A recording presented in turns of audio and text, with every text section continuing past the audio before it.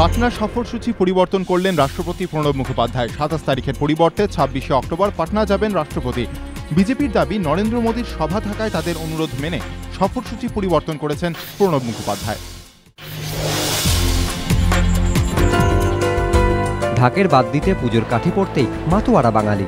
আলোর রোশনায়ে সেজেছে শহর, কিন্তু এদের কাছে বাঙালির এই শ্রেষ্ঠ উৎসব বড় ফ্যাকাশে, কারণ দেহে বাসা বেঁধেছে ক্যান্সার। হাসপাতালের সবুজ চাদর বিছানো বেডে শুয়ে প্রতি মুহূর্তে এখন জীবনযুদ্ধের লড়াই। পুজোর শহরে এসে আরজিকর হাসপাতালে এইসব মুমূর্ষু রোগীর সঙ্গে দেখা করলেন অভিনেতা গোবিন্দ। আশ্বাস দিলেন পাশে থাকার। এদিন মাদার হাউসেও যান গোবিন্দ। এমআর বাঙ্গুর হাসপাতালে ধরা পড়ল পুজোর আর এক ছবি। কেউ মানসিক রোগী, কেউ বা বার্ধক্যজনিত রোগে ভুগছেন। ছেলেমেয়েরা হাসপাতালে ভর্তি করে দিয়ে যাওয়ার পর আর কোনো খোঁজ নেয়নি। কেমন আছে বাবা মা তা কোনোদিন জানতেও চায়নি ছেলেমেয়েরা। এদের মধ্যে আজ অনেকেই সুস্থ, কিন্তু কোথায় যাবেন? এই হাসপাতালই তাই আজ সেকেন্ড হোম। অনেক দিন ঠাকুর দেখা হয়নি, তাই পঞ্চমীর দিন তাদের নিয়েই বেরিয়ে পড়ে এমআর বাঙ্গুর হাসপাতালের রোগী কল্যাণ সমিতি। বাসে করে দিনভর চলে এ প্যান্ডেল ও প্যান্ডেলে ঠাকুর দেখা।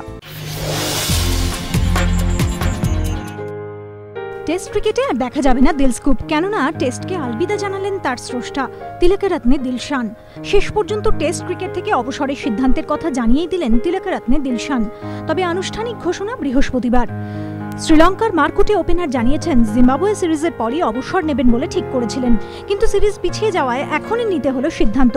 দিলশান জানিয়েছেন, দেশের ক্রিকেটে উঠে আসুক নতুন প্রতিভা, আমি সেটাই চাই। তাদের জায়গা করে দিতেই আমার অবসরের সিদ্ধান্ত। ক্রিকেটের ক্লাসিক ফরম্যাট থেকে সরে গেলেও টি-20 ও ওয়ানডেতে খেলতে চান বলে জানিয়েছেন দিলশান। টেস্ট ক্রিকেট থেকে দিলশানের অবসরের সঙ্গে সঙ্গেই অবসান হতে চলেছে এক বর্ণময় ক্রিকেট ক্যারিয়ারের। আপাতত স্বস্তি, এখনই নির্বাসন কার্যকর হচ্ছে না জোয়ালাগাট্টার ওপর। তাকে খেলা চালিয়ে যাওয়ার অনুমতি দিল দিল্লি হাইকোর্ট। হাইকোর্টের নির্দেশ অনুসারে ডেনমার্ক ওপেনেও খেলতে যেতে পারবেন জোয়ালা। আইপিএল চলাকালীন সতীর্থদের না খেলার প্ররোচনা দেওয়ার অভিযোগে জোয়ালাকে 2 বছরের জন্য নির্বাসনে পাঠায় জাতীয় ব্যাডমিন্টন সংস্থা। তাকে চ্যালেঞ্জ জানিয়েই গতকাল দিল্লি হাইকোর্টের দ্বারস্থ হন ব্যাডমিন্টনের ডাবলস স্পেশালিস্ট।